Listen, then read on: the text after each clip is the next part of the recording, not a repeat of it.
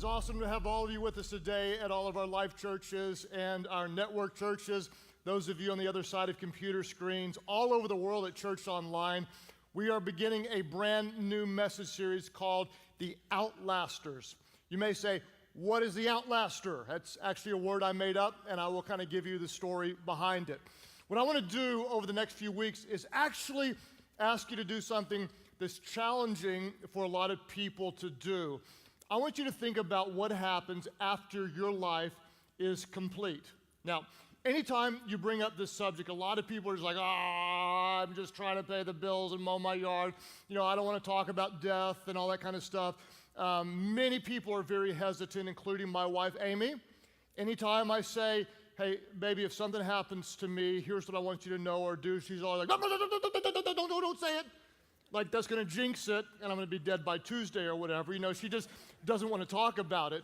And I want to go ahead and challenge you to talk about it because it can be really, really helpful. For whatever reason, I am not afraid to talk about death. Part of it's because I've done the research, and fully 1 out of 1 people die. That's what research shows. And so, that's part of the reason. The other reason I think is because as a pastor for 20 some odd years, I've done literally hundreds of funerals, and I recognize that death is really a part of life. And I wish I could, give you a glimpse into what I've seen in the preparation time for funerals. It's impossible to put into words what happens when you walk into a room of family members and close friends and you ask them to talk about their loved one who just passed away. I mean, it's really amazing. And I'll tell you what happens a lot of times is it's hard to describe, but the conversation gets rather awkward. I'll say, tell me about, your dad, or tell me about your brother, tell me about your grandmother, tell me about your mom. And sometimes the room is just kind of heavy, and no one says anything for a minute, and everybody's waiting for someone to speak. And then someone will say something like, oh, Granddad really loved college football. Or Nanny really loved gardening, and everybody kind of breathes a sigh of relief, like, oh, yeah, oh, college football season, yeah. And then that's kind of it.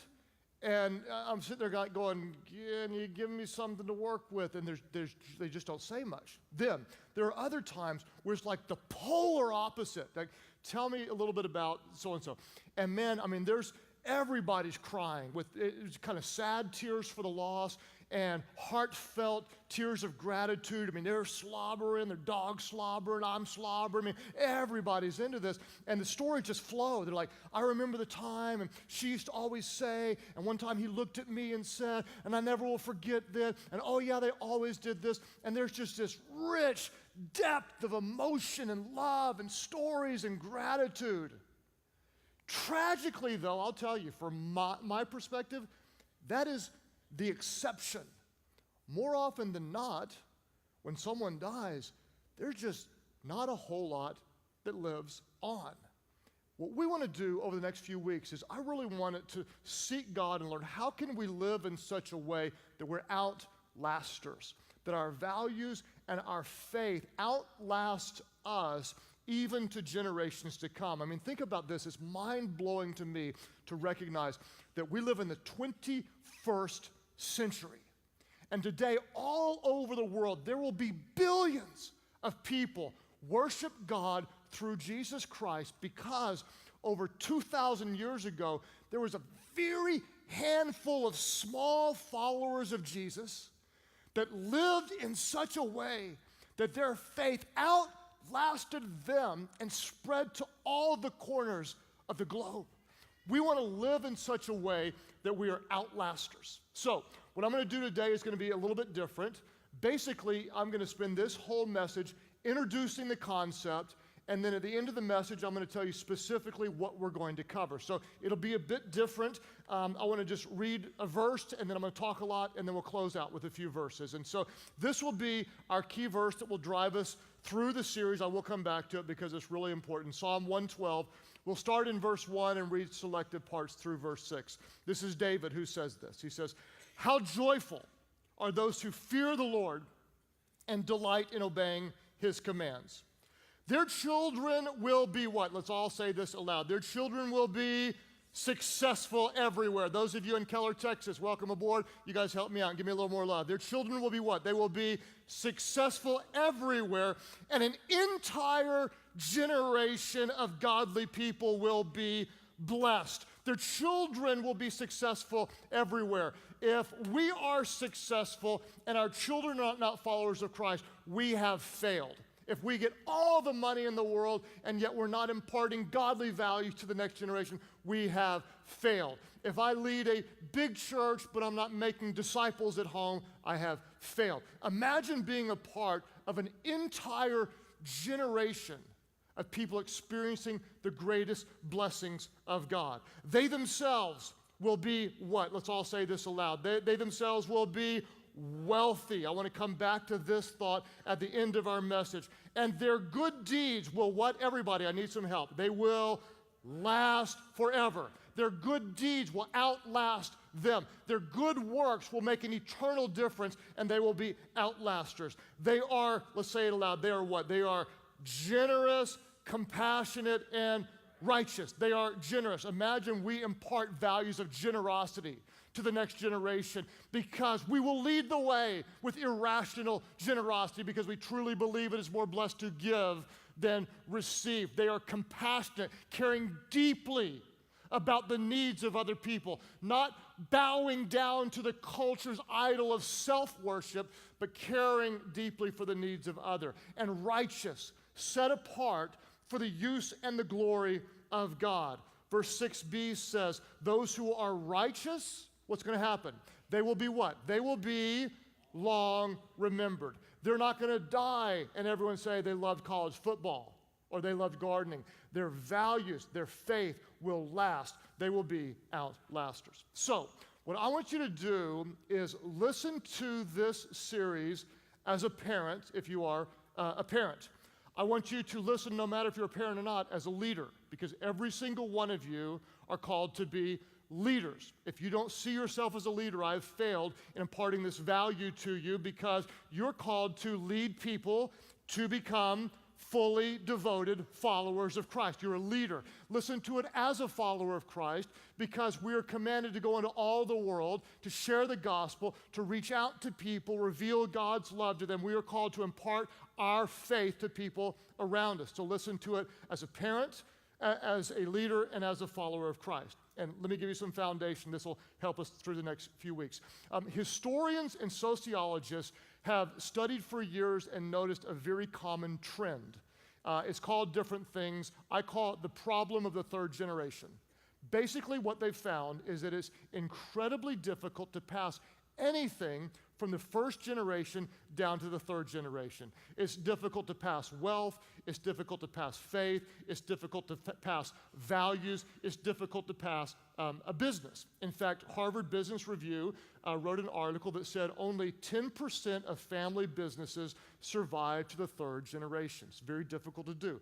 The joke in the business world, for those of you who are business leaders, they say the first generation starts the business, the second one runs the business, and the third one ruins the business. That's kind of what they say. It's very, very difficult to do. And so in your notes, I've given you a little more details than maybe I'll cover, but I want to show you what the challenge is as you see yourself as first generation. What do you want to pass along? Here's why it's difficult. The first generation is marked by strong leadership. You've got entrepreneurial risk, and you see the rewards of your risk. It's often marked by economic prosperity or intellectual progress or spiritual growth. The first generation takes risks and sees rewards. The second generation, then, they inherit something that they appreciate, but that they did not earn. And because they value it but didn't earn it, they don't know how to recreate it. Therefore, they think their goal is to protect it. And the second generation, with very good motives, moves into an attitude of preservation. Therefore, suddenly there's a loss of drive, often. There's a loss of an appetite for risk. And because they value it but didn't earn it, they try to protect it. The third generation comes along, and all they've seen is someone protecting something. And they're like, that's not inspiring. Suddenly, they have no vision for something greater, no cause beyond themselves. They often reject the values of those who've gone before them, and the third generation is often therefore marked by decline. Growth, strength, preservation, and decline. You see it again and again. In fact, even as you look at stories through the Bible, there are countless numbers of stories where you can see this taking place. Take Joshua, great commander in battle, leads the people into the promised land. First generation risk and reward. Second generation inherits the promised land. There are no great battles. They move into preservation, and worship of God then becomes half-hearted. The third generation comes along, all they've seen is preservation, all they've seen is half-hearted worship of God. They're like, why are we even worshiping this God? They turn away from God, and by the end of the third generation, Judges 21:25 describes them this way. In those days, Israel had no king. And what did the people do? Let's all say it aloud. The people did what? They did whatever seemed right in their own eyes. From the first generation, passionate faithfulness, following of God, to the third generation, they do what is right in their own eyes. Therefore, we must be intentional. If we are successful and don't pass the values and the faith on to future generations, then what we do dies with us, and we want to be outlasters. So, what I want to do in this next little segment is I want to talk to you about three big problems that I'm going to say kind of my generation, our generation has in imparting values to those who are younger. Now, Dr. Tim Elmore is a good friend of mine. He's written many books on parenting and trends in society. He's got a new book that will come out later this year called 12 Huge Mistakes Parents Can Avoid.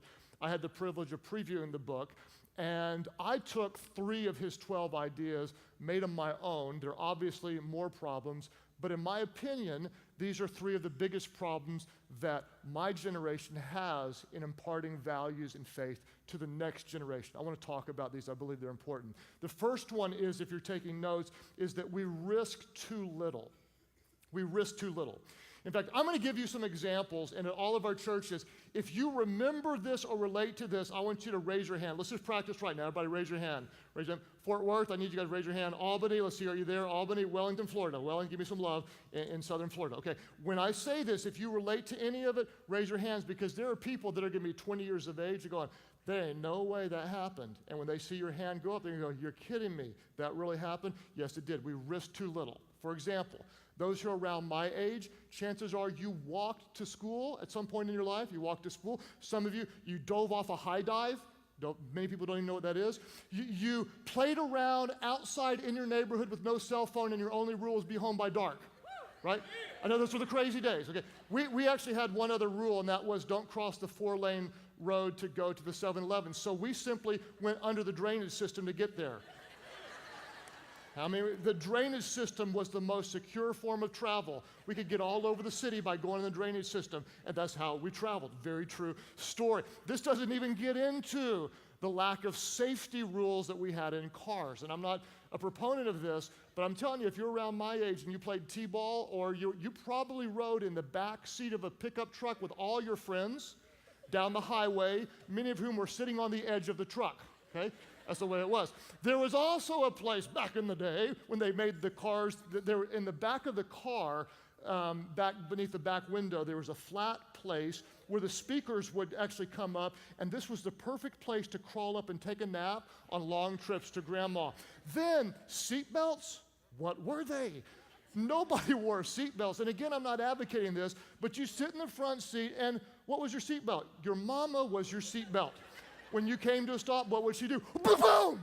Okay, you weren't going anywhere. Nobody died because nobody can break through mom. Just boom, and the only injury was, when you were hit. In fact, that's how they came up with the airbag. A kid was riding with grandma, and you know what happens when you get older? You kind of get that, you know what I'm saying? Get the thing. And it was like,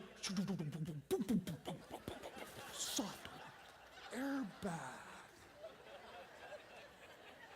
Okay, so I made that up, and it's wrong. Okay, don't look at me like it's not funny. It may be offensive, but it is funny. And every now and then, we just have fun in church. Airbag, that's the way it is. So, anyway, I'm not saying that's the way it should be, But now, man, we're going to keep any kind of risk from happening. What are we going to do? We're going to remove playground equipment so nobody gets hurt. We're going to forbid the teacher from using a red pen because we don't want to hurt someone's psyche. And we're going to make sure that no one ever loses, ever, at anything. I mean, used to be you had to win to get a trophy. Now you just have to suck and show up. All right? And so what happens? We've protected the next generation from normal things. We've kept them from experiencing the blessing of failing. Now, college professors say there are 18-year-olds that are afraid to fill in an application form because they might mess up. Or they're afraid to interview for a job because what if they don't get it? Or honestly, there are a lot of 16-year-olds and 17-year-olds who do not want to drive now. They'd rather someone else drive them around, and it just seems honestly way too risky. We've protected them, and we've robbed them of the blessings of failing. Now, I'm not saying we should be crazy. You know, I don't want them to go back surfing on the hood of a car like I used to do. There's a balance between that and putting on a helmet, knee pads, and elbow pads before letting them go check the mail. You see what I'm saying? So first mistake is that my generation, we're risking too little with those who are to come. The second thing is we rescue too quickly.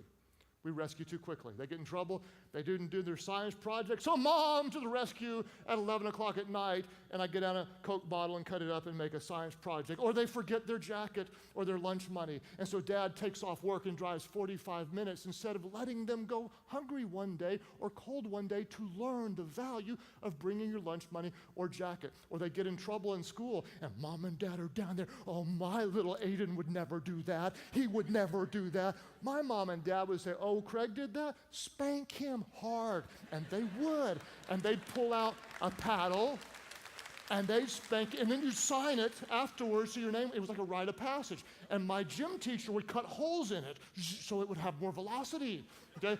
And again, I'm not saying this is the way to solve problems, but we weren't rescued. And now, because we've rescued, whenever there's trouble, there's like, hey, let's go back home and mom and dad will take care of us. In fact, one article I read says 85% of those under the age of 32 will move back home at least one time after the age of college. 85%.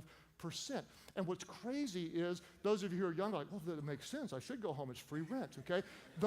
What's crazy is, when I was that age, man, if my 24-year-old buddy moved back home, oh, we're making fun of your loser self. You know, we made fun of him, but now he is the age of I am. We're going, yeah, come back home. Come back home. You're 28. You can play video games all day long on my sofa while you're unemployed, and I'll pay all the bills. Come back home, sugar baby. I want you to be happy. So what are we doing? We're rescuing too quickly. Imagine this. The son runs away, the prodigal son. What did the father not do? The father didn't rescue him. Okay? The father loved him enough. The kid took the money. He ran. He blew it all. He's living with pigs. He's in bad shape. The father loved him enough not to rescue him so the son could come to the natural consequences of sinful, bad decisions, so on his own he could come to his senses and say, this is no way to live. We're protecting the future generation from the natural consequences of bad decision, and we're handicapping them, causing their development to atrophy when they could be doing so much more. We're trying to protect them from that which actually helps them. Okay, we risk too little. We rescue too quickly. And number three, we reward too frequently. We reward too frequently. We give them something that they should actually earn, okay? We give it to them with good motives because we want to help them, but the better thing to do is for them to earn it. And again, I'll make a slight overstatement. In some cases, this is an understatement.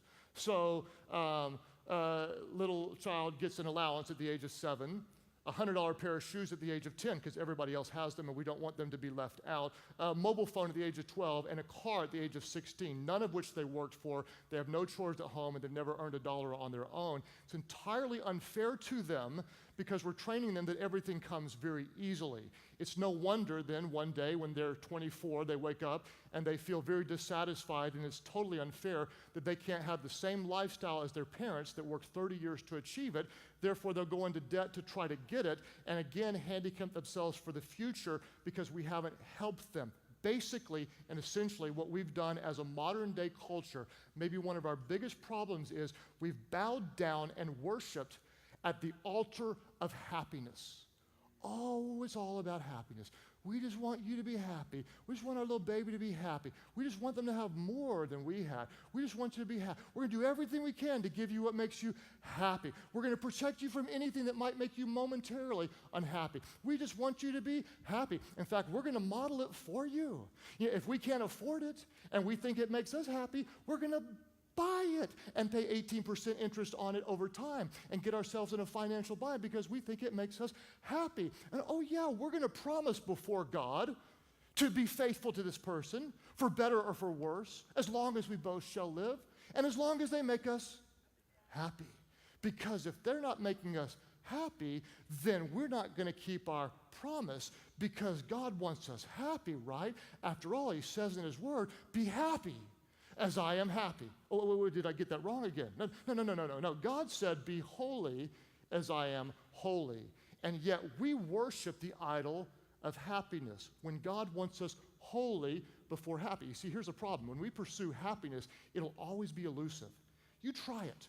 You think money makes you happy? Go get as much as you can. Some of you, you've done it. You've gotten a lot. If I only made this much one day, then I'd be happy. Then one day you make that much. And guess what? You're still not happy. Well, if only I had somebody different, then I'd be happy. So you divorce that person and you go to someone else, but you're still not happy. Why? Because your unhappy self is still with you, right? Because no other person's going to fill that void. Well, if I had more power or more popularity or more Facebook friends or more Instagram likes or more Twitter followers or more people at school or a different car. Listen, you pursue happiness and you will never, ever get it because happiness is not the goal. Pleasing God is the goal, and don't miss this. Happiness, joy, contentment is a byproduct of a life well lived for the glory of God. You see, when you're serving God, there's a deep sense of fulfillment, and there's an abiding joy. For example, what will they be? We read it earlier in our opening verse. They will be generous, compassionate, and righteous. Generous, compassionate, and righteous. When we impart values of spirit-led generosity to the next generation, guess what? There's joy in that. There's peace in that. There's contentment in that. Because when we're using what we have to make a difference in someone else's life, the byproduct is a deep sense of gratitude and satisfaction. God used me to help someone else. It's a byproduct of a life well lived. Compassionate. When we're caring about other people, guess what society says care about? Me. In fact, all weekend long I've preached my brains out, and people just kind of look at me almost blank like, I just want to go to lunch. The reason is because culture says it's all about me and it's all about now. And I'm forcing you to think about others and to think about later. And that's very difficult for some people. But when you think about others and you think about later and you care about others and you do something for them, there is joy in that. There is fulfillment in that. There is peace in that. It's the byproduct. And righteousness, when you're living set apart for the glory of God, listen, people will make fun of you, but you don't care because you've already determined in your mind you cannot please everybody, but you can please God. And when you're pleasing God and using the gifts that he's given you to make an eternal difference, there is a byproduct, and that is joy and peace and contentment. It's not the goal, it's the byproduct of the goal of pursuing God. So all that being said, here's one statement to set the foundation to move forward. Here's the big thing. We must focus less on today's happiness and more on tomorrow's readiness. We need to be less concerned in our children about today's happiness and prepare them with the gifts, the tools, and the values to live a life for the glory of God. We need to worry less about today's happiness and more about tomorrow's readiness. So, how do we do that? How do we do that? Well, I'm not going to tell you exactly how today, as much as I'm setting the table for the weeks to come, and I want to show you where we're going in the weeks to come. And again, I want you to hear this as a parent, but even more so, some of you are like, well, I don't have any kids. Listen to me. If you're a follower of Jesus and this is your church, I believe with all my heart, you have a calling to impart spiritual life to the next generation, okay? In fact, if you are not serving in Life Kids or serving in Switch, if you're not ministering to the next generation, I would simply ask you, why not?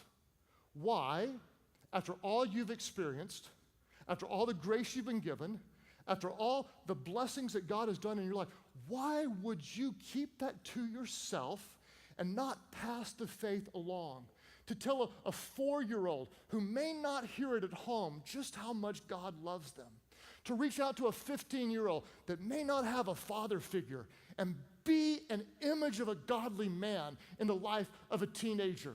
To come along a single mom who's trying her best to raise 3 kids while working 2 jobs and be a supporting voice into her life to show her kids the love of God and help lift them up to become more than she has the strength to do on her own. To come along other Christian parents and to speak life and truth into their children, because sometimes what they say has less credibility than what someone outside the home says. To light up the next generation. It would be my dream that there would be a waiting list for those who would get in to serve in Life Kids, because we are so passionate about reaching out and ministering to the next generation that you have to sign up and hope you get picked, because our church is so in love with this. How do we prepare the next generation?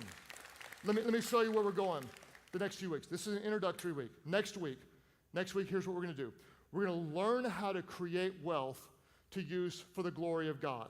If you remember earlier, we read that they will be wealthy and their good deeds will be known forever. Okay? There's a problem in our world today, and there is almost a disdain for people with wealth. It's the craziest thing ever. A lot of people say, well, wealth is bad. Wealthy people, they're all evil. This is just so ridiculously stupid. If it is wrong to have wealth, then Christians should not have wealth. If Christians do not have wealth, then the other side is funded, and the work of God is not funded. Okay? There's nothing wrong with wealth. The problem is today that there is a deep love of money. As followers of Jesus, we're not going to love money. The problem is people love money and use people. We're going to love people and use money to make a difference in this world. And there is nothing wrong with living beneath your means, investing wisely, leveraging what you have to make a difference in this world. And the reality is, my generation, many of us need to learn to do that. We need to learn to get out of debt, teach the next generation, because they have no idea. The 20-somethings, they are the most in-debt generation in history, and yet strangely, they're the most optimistic about their financial future. And I ask them all the time, why? Why? If you're most behind, yet you're most optimistic, it's because they haven't trained and they don't even understand what debt does and how to leverage money, and so we have to teach them. So I invited the best in the world to come in and teach this next week.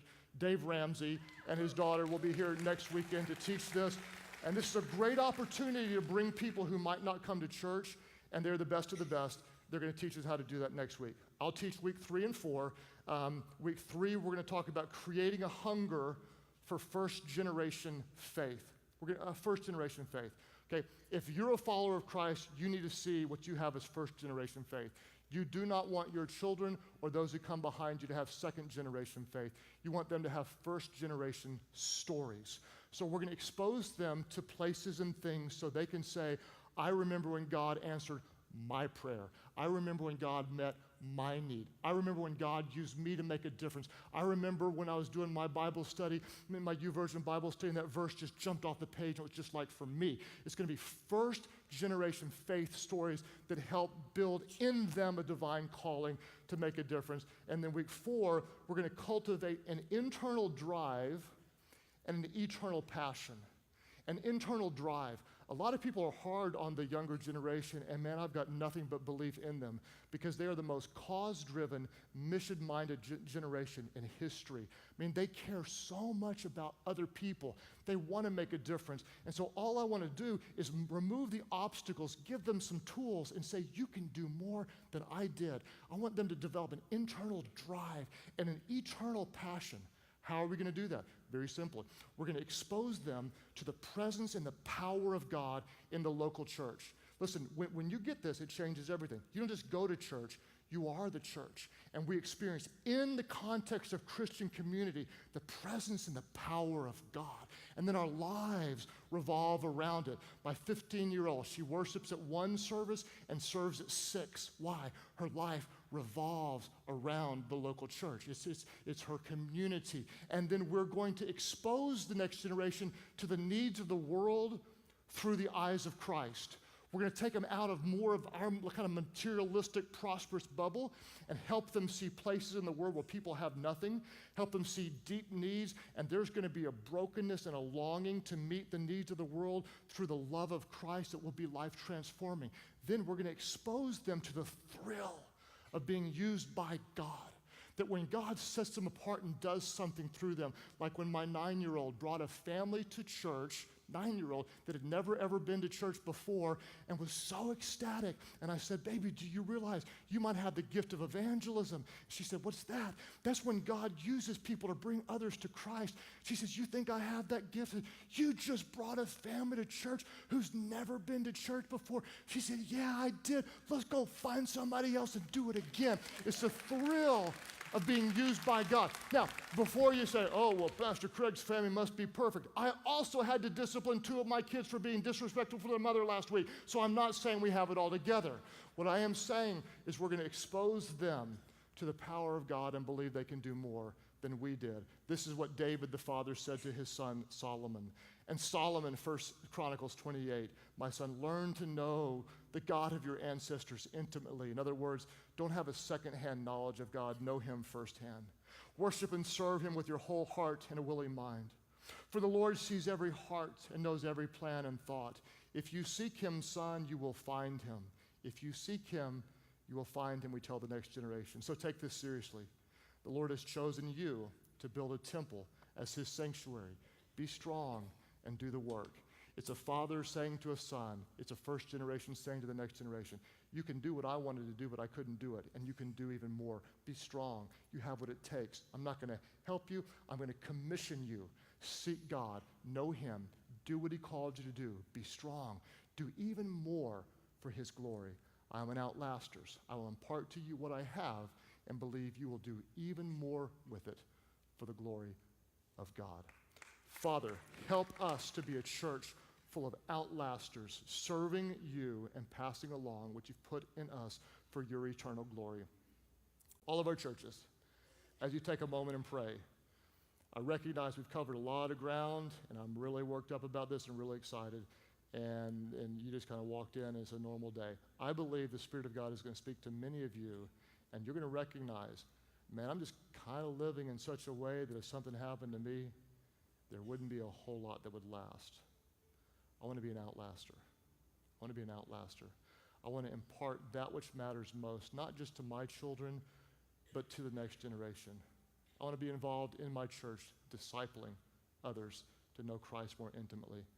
God, help me to be an OUTLASTER. All of our churches, if you really want that in your life and through your life, would you lift up your hands right now? Just all of our churches, just hands up, going all over the place. God, thank you so much for a church full of people that want to make an eternal difference.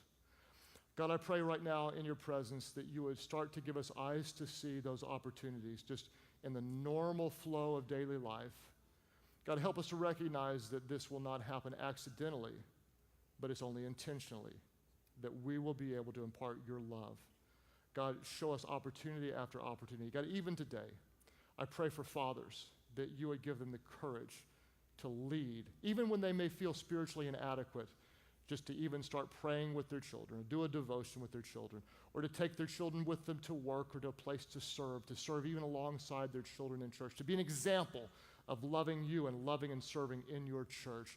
God, empower the fathers. God, I pray that for the mothers that they would be overflowing with your love and your grace as an example of one who pursues you with all their heart. God, I pray for 20-year-olds, God, that they would see themselves as OUTLASTERS, imparting in teenagers, imparting in children. God, I pray that 15-year-olds would recognize they could be a mentor to someone younger, that as we pursue you, God, that your Spirit would overflow through us.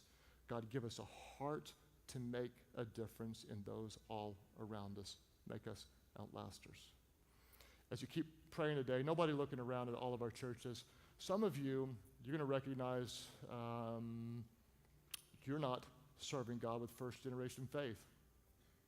You may say, man, my kids might have stories of how God has worked, but I don't. Some of you, you are raised in maybe a Christian family or around Christian things, but you realize that that was someone else's faith and not your own. Others of you, you're like, I wasn't raised around anything spiritual or Christian, but something's happening right now. Something's drawing me. I can sense that I'm created for something more. What is that? Let me just tell you very plainly, that is the love of God reaching out to you, drawing him to himself, drawing him to his son Jesus, who was the greatest outlaster of all time, the Son of God, who lived on earth, who died on a cross for the forgiveness of our sins and rose again from the dead. So anyone who calls on him would be forgiven, would be transformed, and would be forever changed. Let me tell you, there are those of you here today, you are here because God wanted you here. It's time for you to step across the line of faith and call on Jesus for yourself, for his salvation, for his life in you. Let me tell you what, if you're married, your marriage could change. If you're a parent, your family can change. If you're young, there are generations that could be different because you step across the line of faith and surrender your life to the Lordship of Christ. There are those of you, you're here for this very reason, and you know it.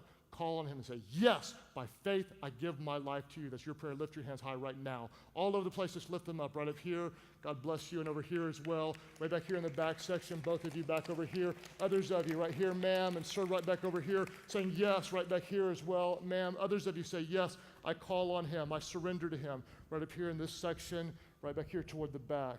Church Online, you click right below me. Others of you today that would call on him right up here close to me, and sir, right back over here on this side.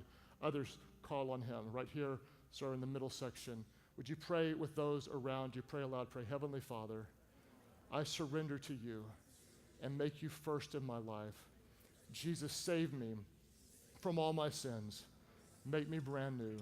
Fill me with your Spirit so I could follow you, know you, serve you, make a difference in your name. My life is not my own. Today I give it to you. In Jesus' name I pray. LifeChurch, would you worship big? Thank God.